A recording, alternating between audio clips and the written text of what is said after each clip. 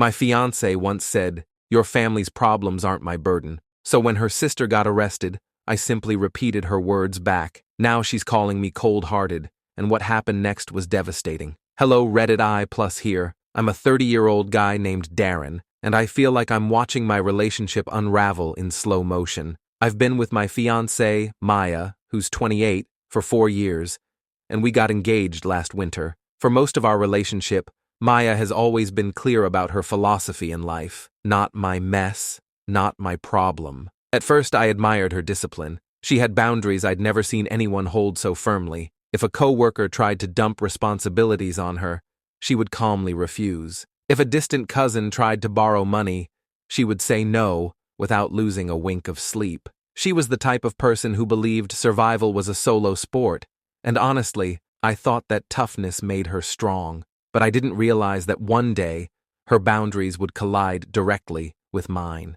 My brother's struggle. I have a younger brother, Leo, who's 25. He's always been independent, sometimes to his own detriment. About 2 months ago, Leo hit a string of bad luck that would have crushed anyone. His company downsized, and he was one of the first laid off. His girlfriend of 2 years dumped him the following week. To top it off, his landlord sold the house he was renting a room in, and all the tenants were given 30 days to move out. He tried to tough it out alone, but eventually his car became his bedroom. I didn't even know until he called me one night, his voice tight with embarrassment. "Darren, I hate to even ask, but could I crash at your place for a month, just until I get back on my feet? I've got interviews lined up.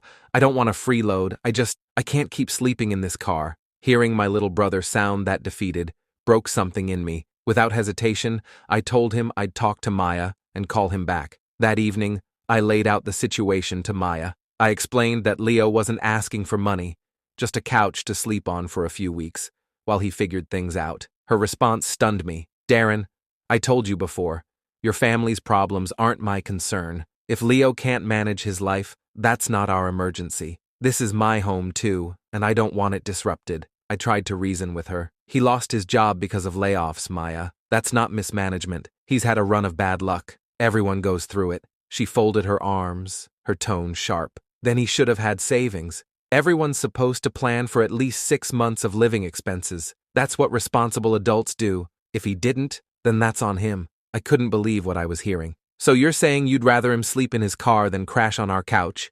If you want to help him," she said coldly, "book him a hotel, but he's not staying here." A hotel. For a month. Thousands of dollars. She didn't care. To her, the principle mattered more than the reality. What I did, anyway. I looked at her for a long moment and said quietly, "So you're really telling me to choose between helping my brother and keeping the peace with you?" She shrugged. "I'm not making you choose. I'm just setting boundaries. If you can't respect that, then maybe we need to rethink whether we're compatible." That hurt. But in that moment, I swallowed it and said, "You're right. My family isn't your concern." She smiled, kissed me, and said, "Exactly. That's why I love you. You're reasonable." The next morning, I pulled money from my savings and paid for Leo to stay at a budget motel for 2 weeks. It drained $1,400, but at least my brother wasn't sleeping in his car. I also bought him groceries and a couple of shirts for interviews.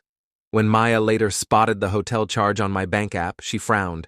"You actually paid for him?" I just looked at her. "My family, my problem, my money.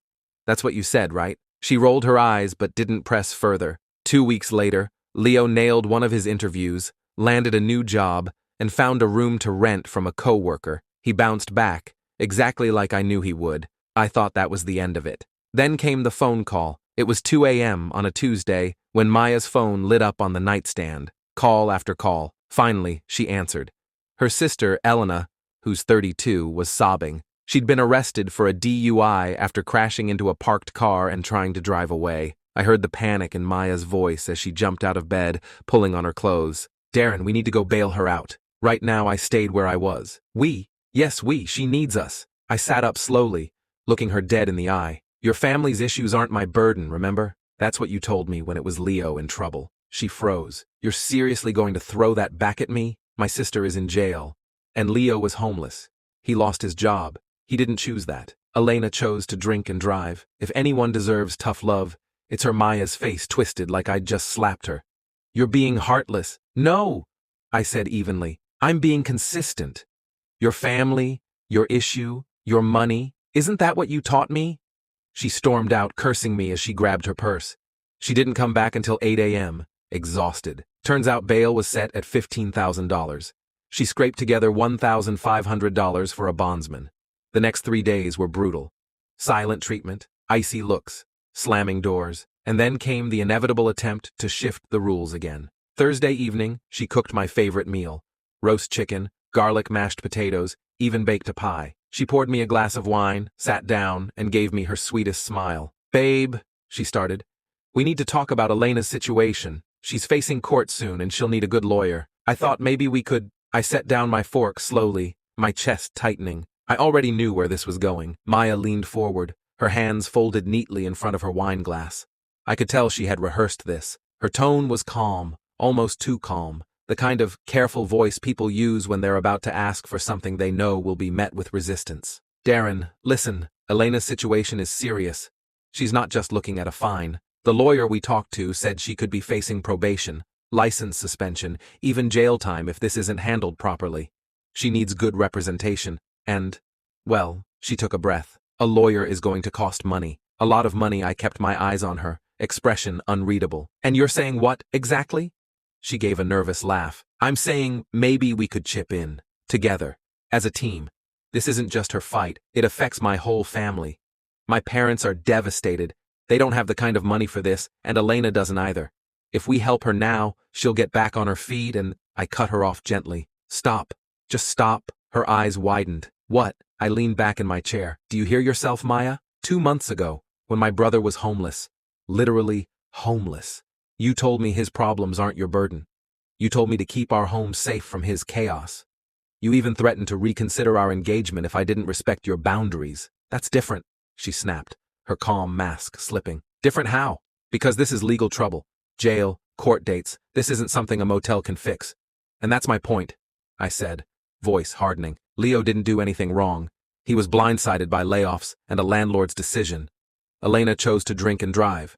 She's lucky she didn't kill someone. And now you want me to put my savings into saving her from consequences she earned?" Her fork clattered onto her plate. "Darren, this is my sister, my family. You're supposed to care about the people I care about." I stared at her for a long moment. "And what about the people I care about? What about Leo? You didn't care about him. You didn't care that he was sleeping in his car. Why is your family's crisis suddenly a joint responsibility when mine wasn't?" Her eyes filled with tears, though I couldn't tell if it was sadness or anger. "You're so cold. You're punishing me for what I said about Leo." I shook my head. "No, Maya. I'm holding you to your own standard. You drew the line. I'm just making sure it applies equally." That night, she slept on the couch. Irony wasn't lost on me. The next morning, I found her packing an overnight bag. She muttered something about staying at her parents' house for a few days. Before she left, she looked at me with a mix of frustration and disbelief. "I don't even recognize you right now. You're supposed to be my partner," I said quietly. "I am your partner, but partnership doesn't mean sacrificing my principles while you get to keep yours." The door slammed behind her. The following week was a circus. Maya's mom called me, her voice syrupy at first, then sharp. "Darren, I heard about the disagreement between you and Maya. I just want you to understand. Family steps up for family. Elena made a mistake, yes, but she needs support right now." I replied, "And when Leo needed support?" Maya said no. Funny how the rules change when it's her blood, isn't it? The silence on the line was deafening before she finally said, "I expected better from you." Click. Then came texts from Maya's cousins, even Elena herself. Elena's message was a masterpiece of manipulation. "I know I messed up, Darren, but everyone deserves a second chance. Maya told me you're refusing to help. I don't understand how you can be so judgmental when your own brother is such a screw-up." I stared at the message, my jaw tightening.